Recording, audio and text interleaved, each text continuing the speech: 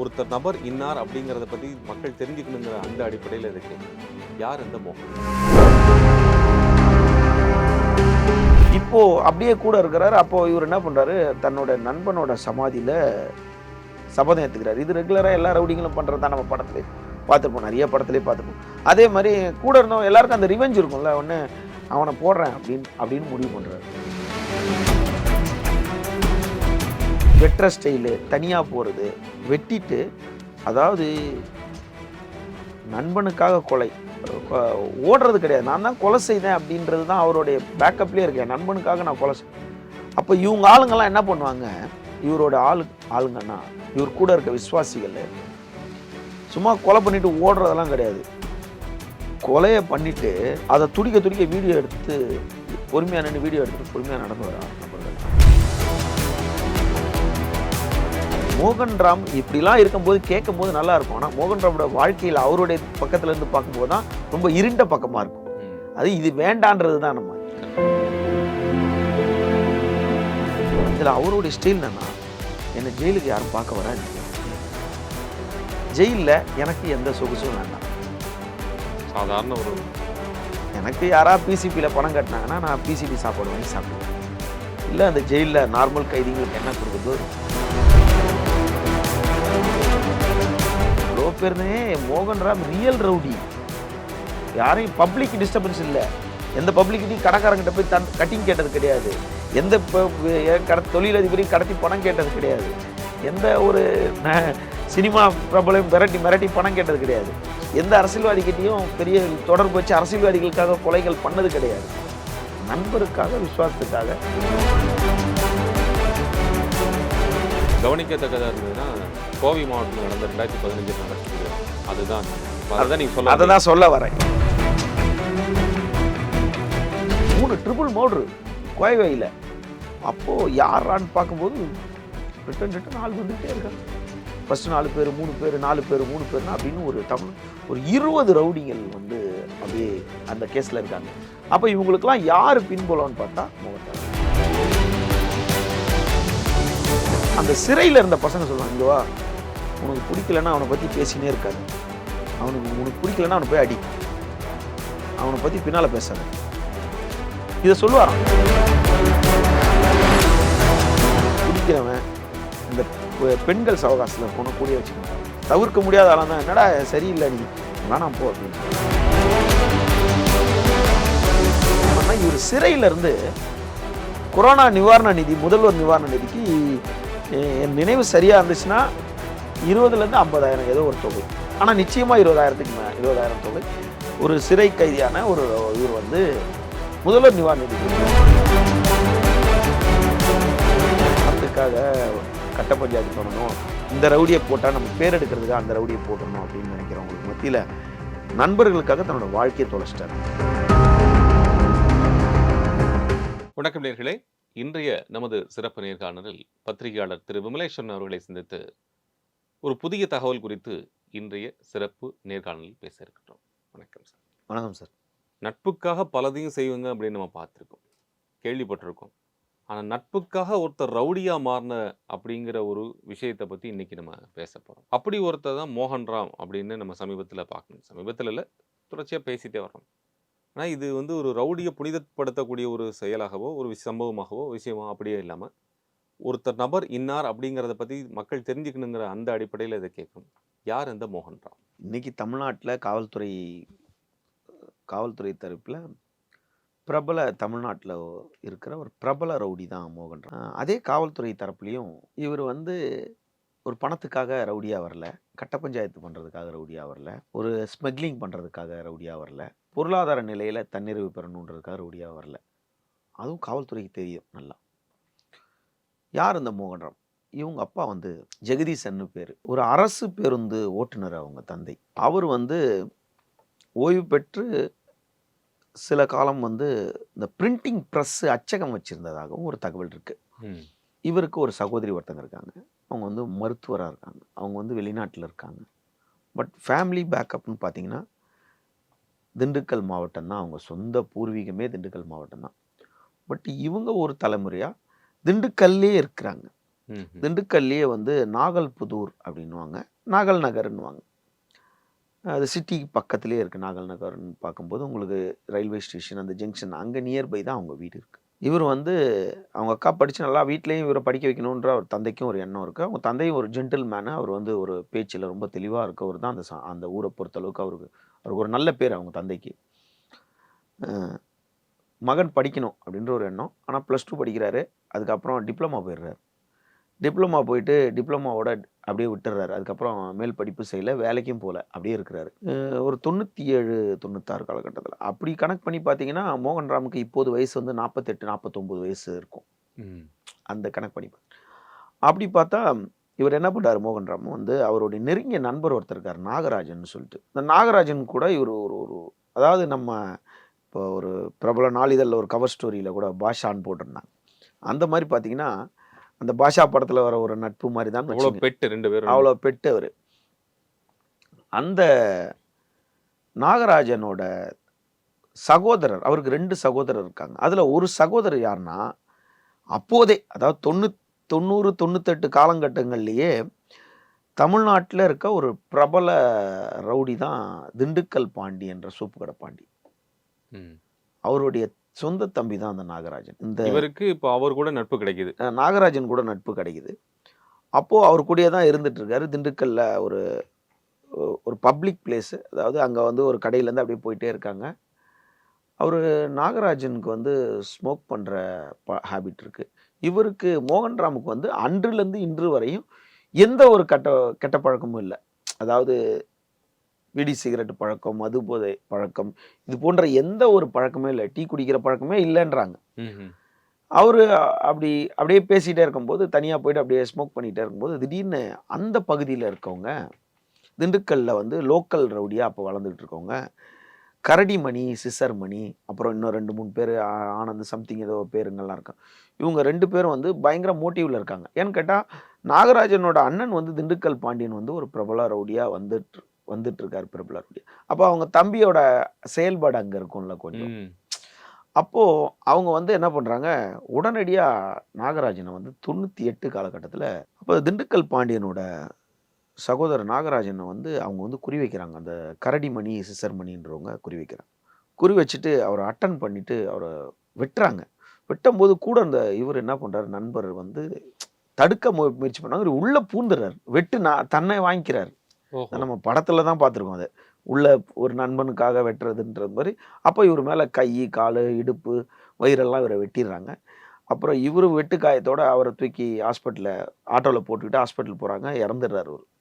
இவரும் மருத்துவமனையில் இருக்கிறாரு. இந்த விஷயம் கேள்விப்பட்டு அவர் இறுதி ஊர்வலம் நடந்துகிட்ருக்கு. அப்போ வந்து திண்டுக்கல் பாண்டியனுக்கு வந்து தன்னோட தம்பியை வந்து எப்படி காப்பாற்றினா, தம்பியோட ஃப்ரெண்டு அப்படின்னு சொல்லிட்டு இவரையும் ஒரு தம்பி மாதிரியே கூடயே வச்சுக்கிறாரு. அதுக்கு நடுவில் அவங்க சைட்லேருந்து இவரை எதுவும் தாக்கிட போகிறாங்கன்ற ஒரு காப்புக்காக இவரை வந்து அவருடைய அரவணைப்பிலே வச்சுக்கிறாரு.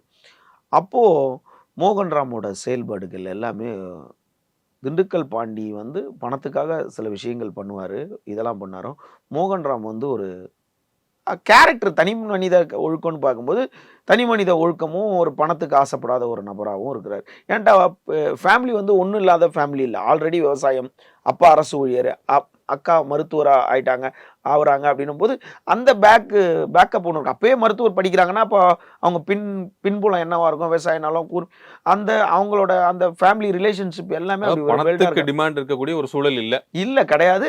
இவருக்கும் பணம் வந்து ஒரு பிரதானமா மோகன்ராமுக்கும் அப்போதும் இல்லை, இப்போதும் இருந்தது இல்லைன்றாங்க.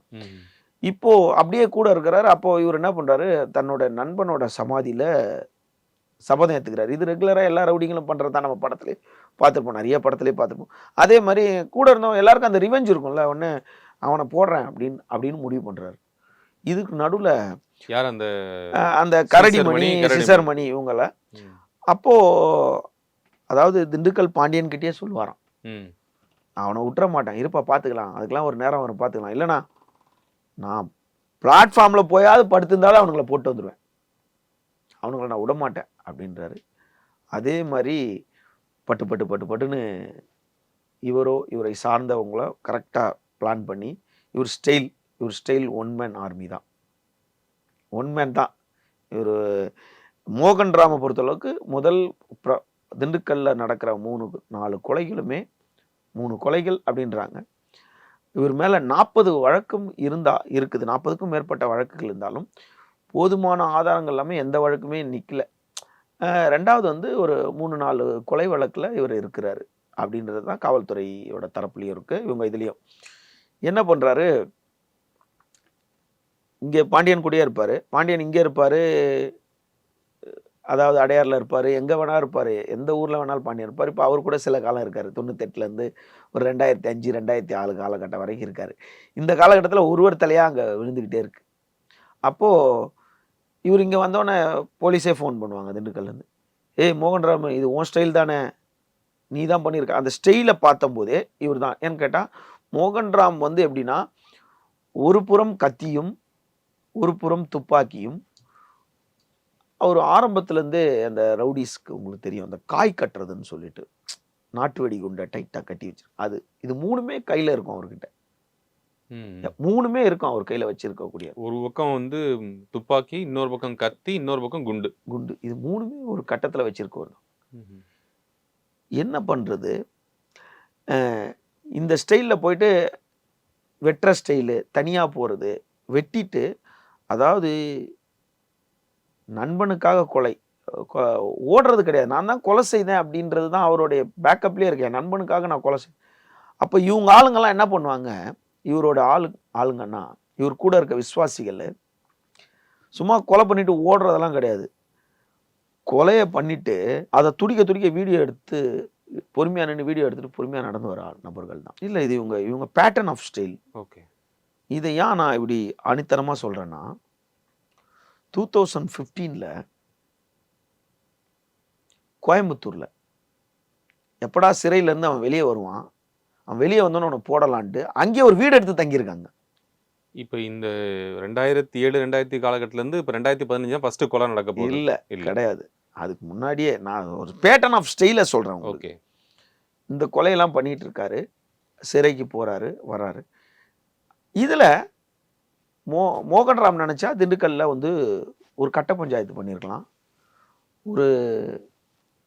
ஒரு கட்ட பஞ்சாயத்து பண்ணியிருக்கலாம், எதை வேணால் பண்ணியிருக்கலாம். பணத்தை கேட்டு மிரட்டியிருக்கலாம், தொழிலதிபர்களை கடத்திருக்கலாம், இதெல்லாம் பண்ணியிருக்கலாம். ஆனால் அந்த மாதிரி ஒரு பண்ணதா இல்லைன்றது தான் அவருடைய ட்ராக்கை பார்க்கும்போது தெரியுது. முதல் வந்து நம்ம ரவுடியோட புகழ்களை பேசுறதுக்காக நிச்சயமாக ஒரு நேர்காணல் கிடையாது. மோகன்ராம் இப்படிலாம் இருக்கும்போது கேட்கும்போது நல்லா இருக்கும். ஆனால் மோகன்ராமோட வாழ்க்கையில் அவருடைய பக்கத்துல இருந்து பார்க்கும்போது தான் ரொம்ப இருண்ட பக்கமாக இருக்கும். அது இது வேண்டான்றது தான் நம்ம. இது என்னன்னா, இப்படியே ஒரு கொலை பண்ணுறாரு, சிறைக்கு போகிறார், சரியா வந்துடுறேன் அப்படின்னா நீ தானே பண்ண, ஆமாம் அப்படின்னு சொல்லிட்டு அப்படியே போகிறது. இப்படியே இந்த காலகட்டத்தில் 2005 2006 வரைக்கும் அப்படியே இருந்துட்டு திண்டுக்கல் பாண்டியன் கூட இருந்துட்டு அப்படியே அவர் தனியாக கேஸு கையெழுத்து போடணும், கண்டிஷன் பெயில்னா அப்படியே அங்கேயே இருந்துட்டு எங்கேயாவது ஒரு இடத்துல இருந்துட்டு குடும்பத்தோட எந்த உறவுமே வச்சுக்கிறது இல்லை. அவங்க அம்மா மட்டும் வந்து பார்ப்பாங்க. யாரையா? மோகன்ராமன் சிறையில் வந்து பார்த்ததா ஒரு. இதுக்கு நடுவில் அவர் யாரையும் டிஸ்டர்ப் பண்ண முடியும். இதில் அவருடைய ஸ்டைல் என்னன்னா, என்னை ஜெயிலுக்கு யாரும் பார்க்க வராதிங்க, ஜெயிலில் எனக்கு எந்த சொகுசும் வேண்டாம். சாதாரண ஒரு எனக்கு யாராவது பிசிபியில் பணம் கட்டினாங்கன்னா நான் பிசிபி சாப்பாடு வாங்கி சாப்பிட்டுக்கிறேன். இல்லை அந்த ஜெயிலில் நார்மல் கைதிங்களுக்கு என்ன கொடுக்குறதோ இருக்கும். அக்கடா துக்குடா ரவுடிங்கெல்லாம் கூட ஜெயிலில் செல்ஃபோன் யூஸ் பண்ணி வீடியோ கால் யூஸ் பண்ணிலாம் இருக்காங்க. இப்போது நார்மலாக அப்போவே செல்ஃபோன் யூஸ் பண்ணதெல்லாம் நம்மளே பேப்பரில் நிறையா சிறையில் கைதிங்க கிட்ட செல்ஃபோன் எடுத்தாங்க.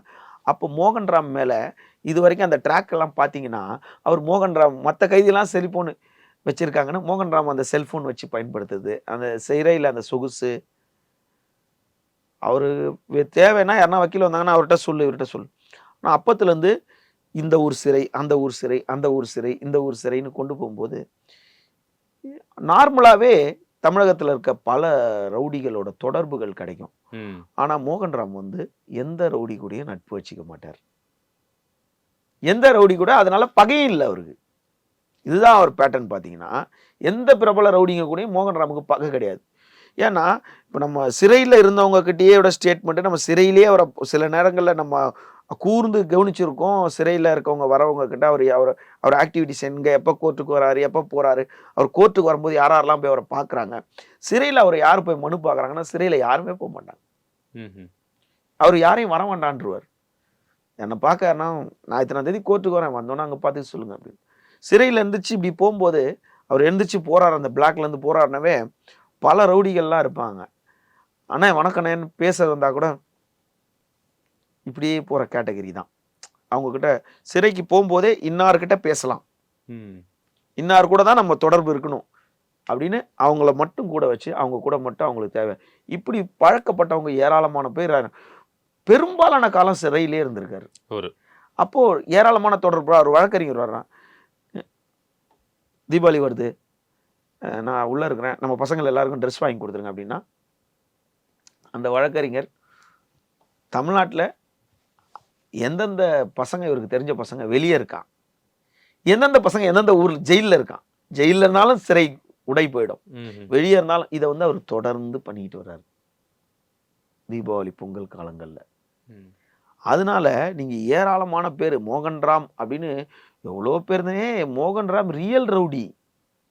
யாரையும் பப்ளிக் டிஸ்டர்பன்ஸ் இல்லை, எந்த பப்ளிக்கிட்டையும் கடைக்காரங்கிட்ட போய் கட்டிங் கேட்டது கிடையாது, எந்த தொழிலதிபரையும் கடத்தி பணம் கேட்டது கிடையாது, எந்த ஒரு சினிமா பிரபலம் மிரட்டி பணம் கேட்டது கிடையாது, எந்த அரசியல்வாதிகிட்டையும் பெரிய தொடர்பு வச்சு அரசியல்வாதிகளுக்காக கொலைகள் பண்ணது கிடையாது. நண்பருக்காக, விசுவாசத்துக்காக. இப்போ நீங்க சொல்றீங்க, இப்போ இந்த நண்பருக்காக ஆரம்பிக்கப்பட்ட கொலை, இப்போ ஃபர்ஸ்ட் அவருடைய பிரபலப்படுத்தப்பட்ட கொலை அல்லது வந்து கவனிக்கத்தக்கதா இருந்ததுன்னா கோவை மாவட்டத்தில் நடந்த 2015 நடக்கக்கூடிய அதுதான். அதுதான் நீங்க சொல்ல அதான் சொல்ல வரேன். என்னன்னா அந்த வீடு எடுத்து தங்கி அதை பிளான் பண்ணி பண்ணு. அதாவது என்ன பண்றாரு, இந்த திண்டுக்கல்ல இருக்க விஷயத்தெல்லாம் முடிச்சிடறாரு, நண்பனை கொன்னவனெல்லாம் முடிச்சிடறாரு. அந்த முதல் நண்பன் நாகராஜனை, கரடிமணி, சிசர்மணி, அந்த ஒரு 3-4 பேர் அவங்கள எல்லாரையும் முடிச்சிடறாரு. முடிச்சுட்டு சிறைக்கு போயிட்டு வர்றாரு. இதுக்கு இந்த காலகட்டத்தில் 2010ஆம் ஆண்டு காலகட்டத்தில் 2006 வந்து இவர் என்ன பண்ணிடுறாரு, அப்படியே கொஞ்சம் தொடர்பில் இருக்காரு. அதாவது திண்டுக்கல் பாண்டியன் கூட தொடர்பில் இருக்காரு, ரொம்ப கூடயே இருக்கிறது கிடையாது. அவர் அங்கே இருப்பார், அண்ணன் கூப்பிட்டா வரணுன்ற. இந்த காலகட்டத்தில் 2010 திண்டுக்கல் பாண்டியனை என்கவுண்டர் பண்ணிடுறாங்க காவல்துறை. அவர் கூட ஒருத்தர் வேலு, குடுவாஞ்சேரி வேலு, இவங்க 2 பேரும் என்கவுண்டர் பண்ணிடுறாங்க. பண்ண உடனே அப்போ அவர் வந்து வருத்தப்படுறார், நான் இருந்தால் அண்ணனை விட்டுருப்பேனா, நான் இருந்தால் இன்றைக்கி அண்ணனை விட்டுருப்பேனா, இன்றைக்கி அண்ணன் போயிட்டாரு அப்படின்னு ஒரு வருத்தம். அப்போது அந்த இடத்துல திண்டுக்கல் பாண்டின்னு ஒரு பிரபல ரவுடி சாவில் 3 ரவுடி உருவாகுறாங்க. 3 ரவுடி உருவாகுறாங்க. திண்டுக்கல் பாண்டியனோட வலதுகரம் மோகன்ராம், திண்டுக்கல் பாண்டியன் கூடயே இருக்கிறது சிலோன் மோகன், அவருக்கு தனியாக உருவாகுறார். இப்போ 3வது அந்த ட்ராக்ல வராரு, 3வது அந்த இடத்துல சிடி மணி வராரு. அவங்களுக்கு திண்டுக்கல் பாண்டியனுக்கு உதவியாளராக வராரு. சில பேர் ஓட்டுநர்னுவாங்க, சில பேர் கூட உதவியாளரை, இல்லை அவரும் ஒரு ஆள் அசோசியேட்டுன்னுவாங்க. இப்போ திண்டுக்கல் பாண்டியன் இறப்பு வரைக்கும் இவங்க 3 பேர் தெரியாமே இருந்தாங்க. ஏதோ ஒரு கொலை பண்ணாலும் திண்டுக்கல் பாண்டியன் இறப்புக்கு பிறகு 3 பேரும் உருவாயிடுறாங்க. பின்னால் வேலூரில் வந்து சிலோன் மோகன் வந்து கொலை செய்யப்படுறாரு. மே மாதம் 4ஆம் தேதின்னு நினைக்கிறேன். அட்டன் பண்ணுறதுக்காக ஒரு வீடை எடுத்து அங்கே அந்த நாட்டு வெடிகுண்டை டைட்டாக காய் கட்டுவாங்க. அதாவது இறுக்கி உள்ள அந்த பாட்டிலோடு, பாட்டு தூள், அது மருந்து, இதெல்லாம் வச்சு தானே அதெல்லாம் பண்ணுறாங்க. அது என்ன ஏது அது இப்படிலாம் பண்ணுறாங்கண்ணா அதில் அவங்களுக்கு தெரியல. அதை வச்சு டைட்டாக சுற்றிட்டு அந்த அந்த அறையில் இருந்த செல்ஃபில் வச்சிடுறாரு. அது பஸ்ட் ஆகிடுது. அந்த வச்சிருக்க நாட்டு வெடிகுண்டு பஸ்ட் ஆகிடுது. இப்போ ஏதோ ஒன்று பஸ்ட் ஆகிடுச்சுன்னா பக்கத்தில் இருக்கிறது 2-3 பஸ்ட் ஆகிடும்ல. அப்படி ஆனவுடனே முழுக்க காயமாகி கண்ணு போயிடுச்சு. அந்த கண்ணை போயிட்டு வந்து அப்படியே கடலூர் கைது பண்ணிட்டானோ ஒரு உயிருக்கு போராடிட்டு இருக்க. அப்போ பிரசன்ட் ஹாஸ்பிட்டலில் தானே ஒரு கடலூர் ஜிஹெச்சில் வச்சுருக்காங்க. நிறைய பேர் சப்போர்ட் பண்ணி ரொம்ப கிளியராக காப்பாற்றிடுறாங்க. இதுக்கு நடுவில் ஒரு ரெக்கார்டு என்னென்னா, இவர் யாரை கொல்லலான்ட்டு அங்கே போய் அங்கே வெயிட் பண்ணுறாரோ, இவருக்கு இப்படி ஆயிடுச்சுன்ட்டு அந்த நபரை வேற இவர் ஆளுங்களே போடுறாங்க. இவர் விசுவாசிகளே அவரை வந்து அந்த நபரை கொலை பண்ணிடுறாங்க. அப்போ திண்டுக்கல் பாண்டியன் கூட தொடர்பு ஏற்படுது, இங்கே வர்றார். கடைசியில் பார்த்தீங்கன்னா இவர் பழக்கம் திண்டுக்கல்ல இருந்து எங்கே வருது பாருங்க, சிதம்பரத்தில் இருக்க சீர்காழியில் சத்யா வந்து இவருக்கு ரொம்ப நெருங்கிய நண்பராக, நெருங்கிய ஒரு சிஷியனாகவே ஆயிடுறாரு. இவர் வெளியே வரும்போதெல்லாம் ராஜாவை கொன்னுடுறாங்க. அப்போது திரும்பவும் நண்பருக்காக என்ன பண்ணுறாரு, அப்போ தான் உயிர் பிழைச்சி திரும்ப வந்திருக்காரு. வந்த உடனே வேற ஒரு வழக்கில் இந்த லாலி மணிகண்டன் டீம் ஃபுல்லாக கோயம்புத்தூர் ஜெயிலில் இருக்கு. இவங்க எப்போ வெளியே வருவாங்கன்றதுக்காக 2014 மே மாதம் 4ஆம் தேதி காயப்பட்டு அது ரெக்கவரி ஆகிறதுக்கே ஒரு ஆண்டாக இருக்கும்.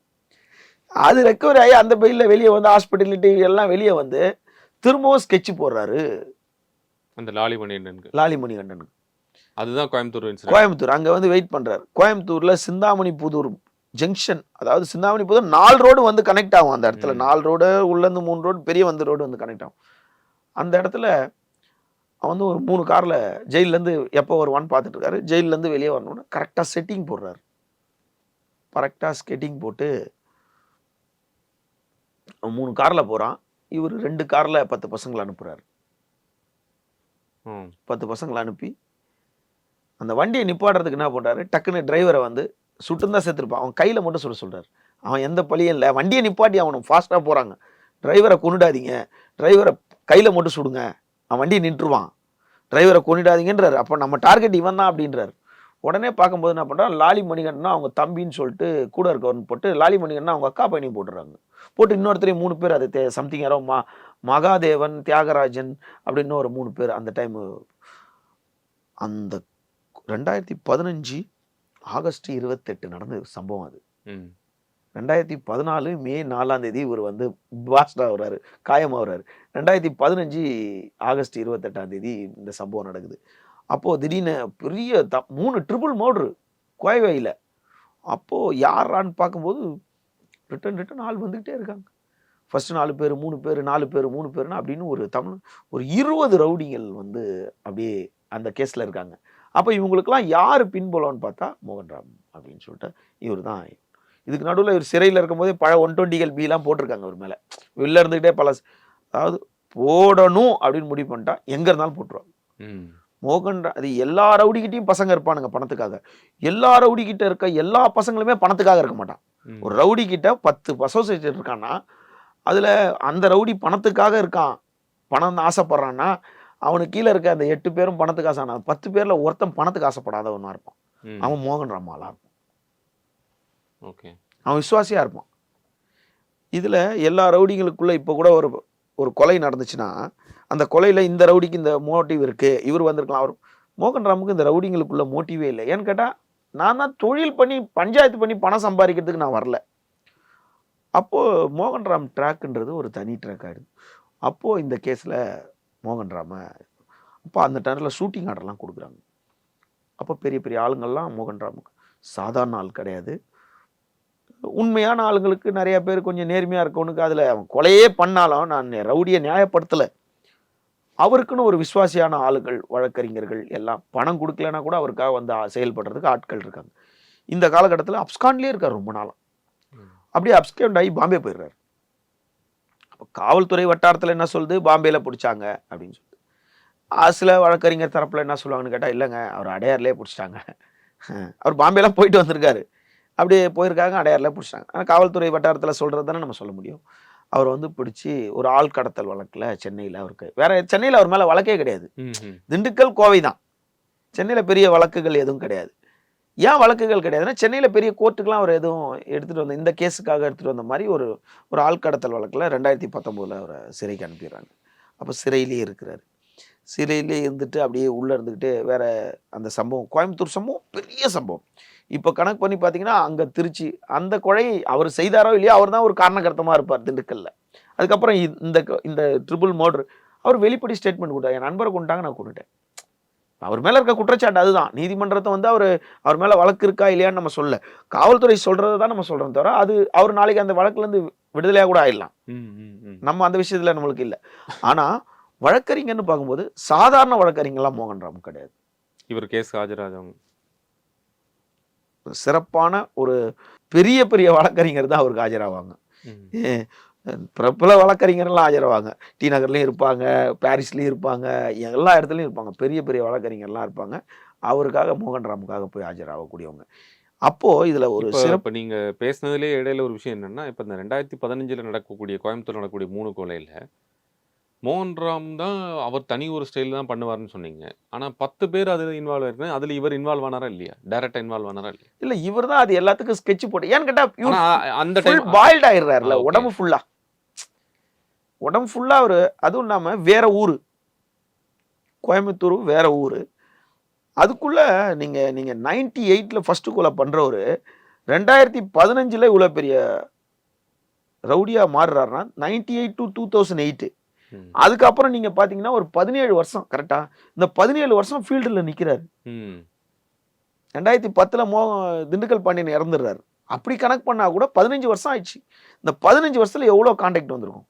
ம். ம். ம். இந்த 15 வருஷத்துல அஹ், உடம்பு ஃபுல்லா ஃபயர் ஆயிடுச்சு. அதுல இருந்து ரெக்கவரி ஆகி யோகா பண்ணியிருக்காரு. சிறையில இருந்து யோகா பண்ணுவாராம் உட்காந்து, யார்கிட்டயும் பேச மாட்டாராம். அந்த சிறையில இருந்த பசங்க சொல்லுவாங்க, இங்க வா, உனக்கு பிடிக்கலன்னா அவனை பத்தி பேசினே இருக்காத, உனக்கு பிடிக்கலன்னா அவனை போய் அடி, அவனை பத்தி பின்னால பேசாத. ம். இதை சொல்லுவாராம், உனக்கு பிடிக்கலன்னா அவனை பத்தி பின்னால பேசாத. தன் கூட இருக்கவன் வந்து நேர்மையான முறையில் இருக்கணும், அங்கே போயிட்டு அவன் தப்பு பண்ணக்கூடாது.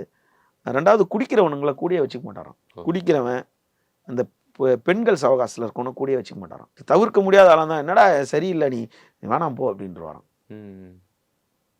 கோர்ட்டுக்கே அவர் கூட்டிகிட்டு வந்தால் கூட ஒரு சிலர் வந்து, நான் யாரை பார்க்க வந்தேன், வண்டி தள்ளி நில்லுங்க, அது அந்த ஒரு ஃபார்மாலிட்டி எல்லாம் ஏற்படுத்துவாங்க. சென்னையில் பல அரசியல்வாதிகள் அவரை போய் கோர்ட்டுக்கு வரும்போது பார்க்குறதெல்லாம் நம்மளே பார்த்துருக்கோம். பல வட்டச் செயலாளர்லாம் அவர்கிட்ட போயிட்டு அண்ணே அண்ணேலாம் நின்னதெல்லாம் நம்ம பார்த்துருக்கோம். பல பேர் வீட்டில் சாப்பாடு செய்து அவர் கொண்டு வரும்போது அவர் வந்திருக்காரு, அண்ணன் வந்திருக்காரு, சாப்பாடு கொடுக்குறதெல்லாம் உண்மையாகவே நடந்திருக்கு.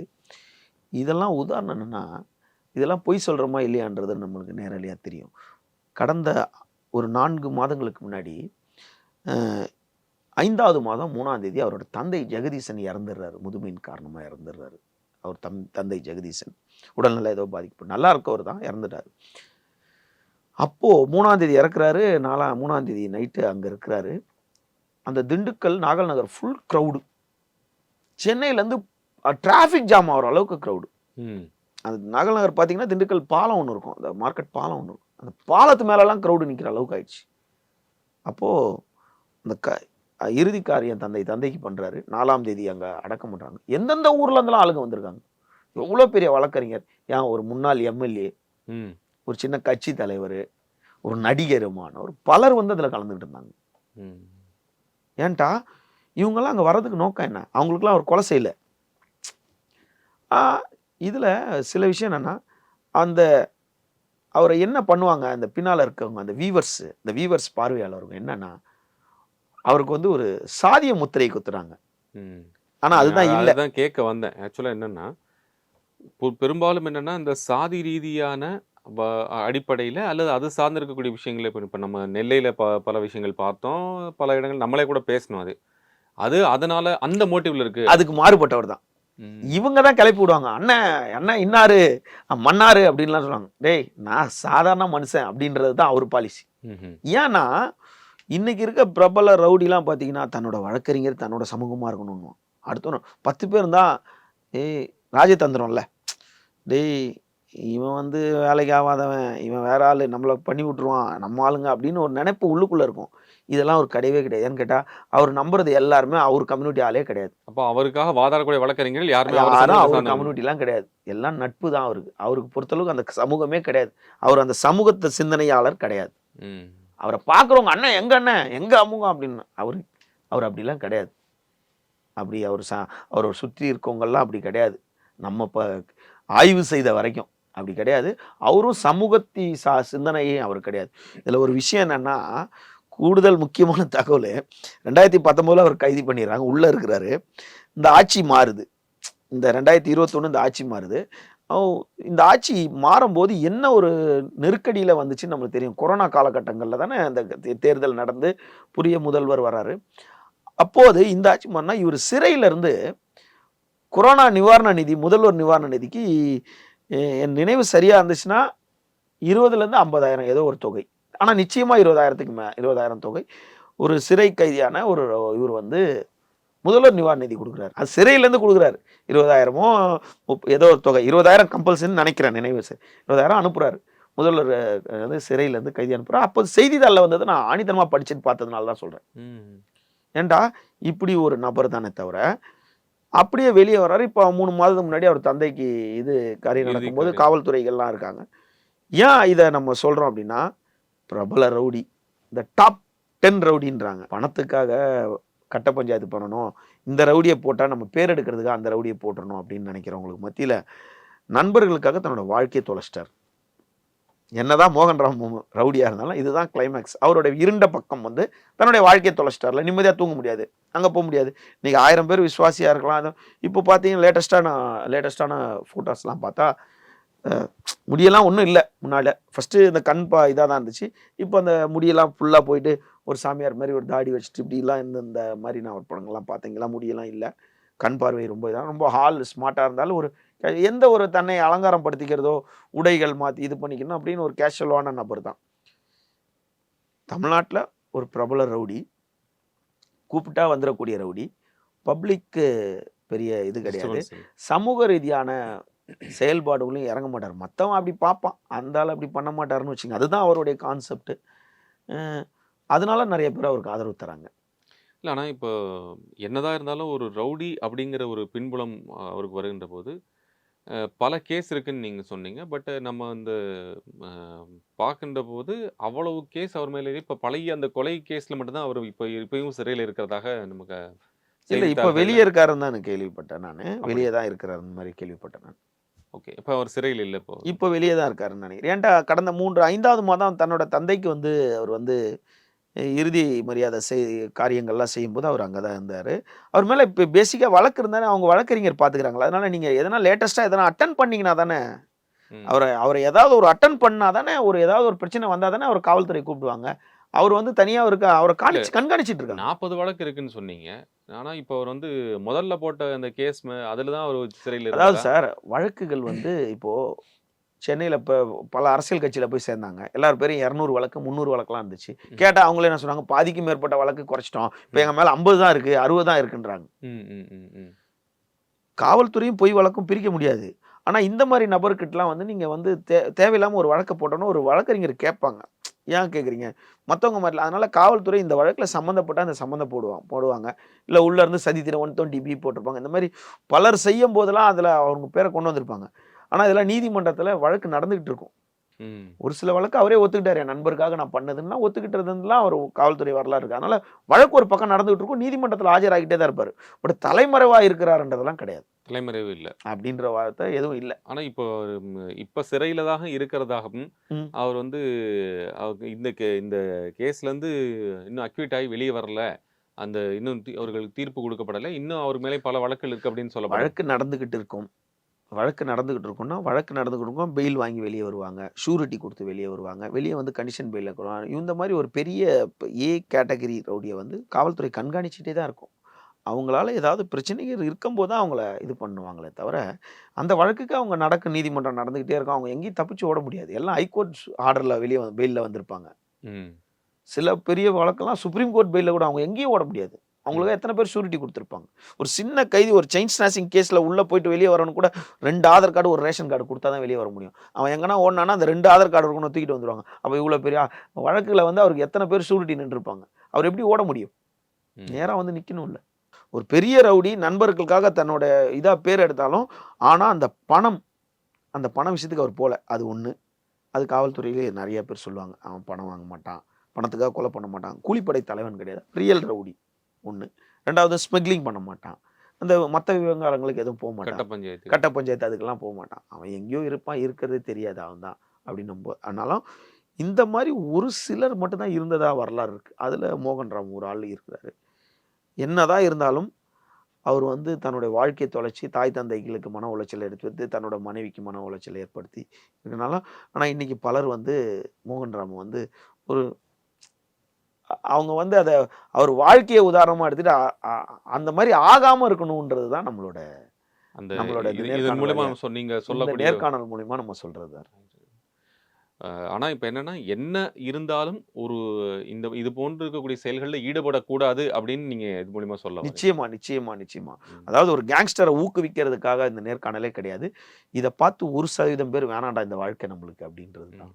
அதாவது அப்பேற்பட்டவராக அறியப்பட்டா கூட அவருக்கு பின்னாடி இவ்வளவு கருப்பான ரொம்ப பக்கங்கள் இருக்கு, ரொம்ப சிதைந்து போகக்கூடிய அளவுக்கு இது இருக்கு. நண்பனுக்காக கத்தி தூக்கினாலும் சரி, பணத்துக்காக கத்தி தூக்கினாலும் சரி, எவர்கிரீன் டைலாக். கத்தி எடுத்தவனுக்கு கத்தியில தான் தன்னுடைய இறுதி காலம் இருக்கும். அதுக்காக ஒரு வருத்தப்பட்டே ஆகணும், சட்டத்தின் முன்னாடி நிற்பாட்டியே ஆகணும். ஆமா, நிச்சயம். மிக்க நன்றி உங்களுடைய நேரத்துக்கும் கருத்துக்கும். இங்க வந்து எங்கிட்ட பல்வேறு விஷயங்கள் பகிர்ந்துட்டீங்க. மிக்க நன்றி.